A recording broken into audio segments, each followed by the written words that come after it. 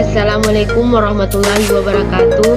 Perkenalkan, nama saya Nur Alia, NPM 091-05-804-19041, kelas A Administrasi Publik, Prodi Ilmu Administrasi, Fakultas Ilmu Sosial dan Ilmu Politik, mata kuliah Teori-Teori Administrasi, dosen pengampu Kamarudin Selang SSOS MAP. Baik, pada kesempatan kali ini saya akan menjelaskan kelima submateri sesuai dengan KRS Teori-Teori Administrasi Publik. Ada yang pertama, sejarah administrasi publik. Sejarah administrasi publik dalam perjalanan ilmu administrasi terus berkembang di Indonesia. Administrasi diperkenalkan ke Indonesia pada zaman penjajahan Belanda. Selama 3,5 abad Indonesia dijajah oleh Belanda. Selama itu pula administrasi dikenal sebagai ilmu pengetahuan. Pada masa ini, administrasi diartikan secara sempit, yaitu pekerjaan yang berhubungan dengan ketatausahaan dalam bahasa Belanda yang kita kenal sebagai administrasi. Oleh karena itu, administrasi secara nyata berupa pengarsipan, ekspedisi, pengetikan, surat menyurat, registrasi yang kesemuanya bersifat tulis-menulis yang dalam bahasa Inggris dikenal dengan istilah critical work. Namun pada saat ini bangsa Indonesia tidak diberi kesempatan untuk ikut terlibat dalam praktek administrasi negara, sehingga karenanya tidak ada pengalaman sama sekali untuk mempraktekkan ilmu administrasi negara. Sifat administrasi ketika itu sama dengan sifat-sifat yang mempengaruhi ilmu administrasi di daratan Eropa. Pengaruh konsep kontinental yang menganggap pendidikan hukum sebagai persiapan utama, malah kadang-kadang sebagai satu-satunya syarat untuk membentuk seorang administrator, sangat menonjol saat itu. Sifat ini membuat administrasi saat itu sangat legalistik dan normatif, yang pada gilirannya menumbuhkan suatu birokrasi yang steril. Adapun yang kedua, administrasi sebelum Wilson.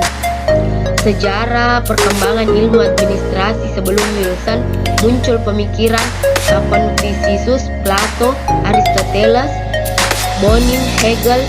Mill sudah mengenal administrasi publik, di mana salah satu prinsip yang disampaikan, pelayanan publik harus memiliki moralitas yang baik, atau pihak yang memerintah harus memberi contoh yang baik pada pihak yang diperintah.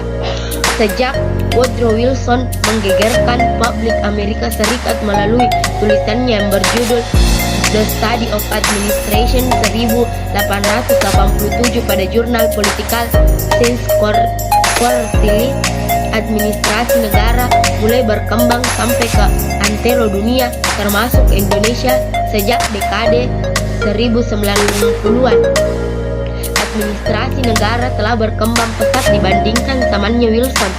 Tidak bisa dipungkiri bahwa perkembangan ilmu administrasi negara begitu masif terjadi di negara asalnya Amerika Serikat dan negara-negara Anglo-Saxon lainnya seperti Inggris, Kanada, Australia, dan Selandia Baru. Sedangkan di negara-negara berkembang, dinamika administrasi negara tidak begitu intens karena masih kuatnya kontrol politik, birokrasi, dan budaya. Sebenarnya, jauh sebelum Wilson menulis tentang The Study of Administration, administrasi negara itu sudah ada sejak abad ke-15.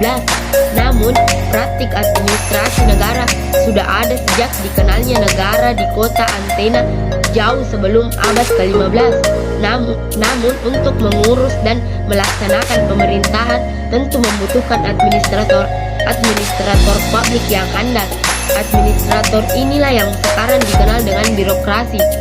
Perbedaannya adalah permasalahan publik pada masa itu belum sekompleks sekarang, sehingga tugas dan fungsi administrasi negara belum terlalu menonjol. Yang ketiga, pergeseran paradigma. Pergeseran paradigma administrasi publik sebagaimana diungkapkan oleh Bennington dan Hadley yang dikutip oleh Wilson 2002 dalam Meehan 2003 serta Den Hart 2000 dan 2003 tentu sejak akan membawa implikasi terhadap penyelenggaraan pemerintah daerah di Indonesia. Administrasi publik sebagaimana dikemukakan Bennington dan Hartley telah bergeser dari model administrasi publik tradisional dan new public management menuju ke model citizen-centered governance atau disebut sebagai the new public service. Penulis sendiri lebih senang menyebutnya dengan good governance. Pergeseran tersebut akan membawa pemerintah daerah di Indonesia yang juga merupakan bagian dari administrasi publik untuk dapat menyesuaikan dirinya dengan paradigma terkini dari administrasi publik tersebut. Masyarakat dalam paradigma citizen-centered governance maupun the new public service akan memainkan peranan penting dalam penyelenggaraan kepemerintahan di daerah. Karena sebagaimana dikemukakan oleh Bennington dan Hartley, model citizen-centered governance menetapkan masyarakat sipil sebagai penentu strategi dari kebijakan publik serta penyelenggaraan kepemerintahan yang dilakukan dengan mengoptimalkan jejaring dan kemitraan. Sejalan dengan itu, Den Hart mengemukakan bahwa model the new public service berdasarkan kepada teori dan demokratis, di mana kepentingan publik merupakan hasil dialog di antara para pemangku kepentingan pemerintahan yang melayani masyarakat serta pencapaian sasaran kebijakan melalui pembangunan kualitasi antara publik, non-profit, dan lembaga swasta. Yang keempat, pengaruh ilmu pengetahuan dan teknologi. Ilmu pengetahuan dan teknologi atau biasa kita kenal dengan sebutan iptek saat ini sangat menguasai dunia. Hampir semua kegiatan yang dilakukan oleh manusia setiap harinya memerlukan iptek dan semuanya yang kita gunakan dalam kehidupan sehari-hari juga berasal dari iptek. Contohnya seperti pakaian, peralatan masak, makanan, peralatan sekolah, dan lain-lainnya. Kehidupan manusia saat ini sangat melekat dengan iptek dan seperti tidak dapat dipisahkan karena keberadaannya yang sangat membantu dan memudahkan pekerjaan manusia. Teknologi itu sendiri diciptakan bertujuan untuk memudahkan pekerjaan manusia. Oleh karena itu, dengan adanya teknologi manusia merasa sangat terbantu. Perkembangan telah mengubah dunia sebagaimana revolusi generasi pertama melahirkan sejarah ketika tenaga manusia dan hewan digantikan oleh kemunculan mesin. Nadiro dan Hasana 2018. Pada saat ini banyak ditemukan formulasi-formulasi yang berbasis mesin dan komputer yang mampu menggantikan peran dari manusia itu sendiri. Bahkan di Indonesia juga sudah banyak pekerjaan manusia yang digantikan oleh mesin seperti penjaga pintu tol yang sudah digantikan oleh teknologi yang canggih. Namun saat ini tetap ada pekerjaan yang membutuhkan tenaga dan pikiran manusia. Perkembangan teknologi yang pesat harus diimbangi dengan pengetahuan atau pendidikan yang cukup. Isu tentang arah perkembangan administrasi. Salah satu isu penting yang sering diungkapkan para ahli administrasi publik adalah ke arah mana administrasi publik sekarang. Hillman 2 1991 mengungkapkan bahwa arah teori administrasi publik sangat tergantung dari apa persepsi tentang who should rule, what is the meaning of the good life, what are the methods for realizing the best organization format, what is the vision of the ideal state. Mengacu pada 4 model administrasi publik yang dinamis, di mana salah satu cenderung dianut oleh suatu negara pada masa tertentu. Keempat model tersebut adalah model no state, ball state, free state, dan pro state.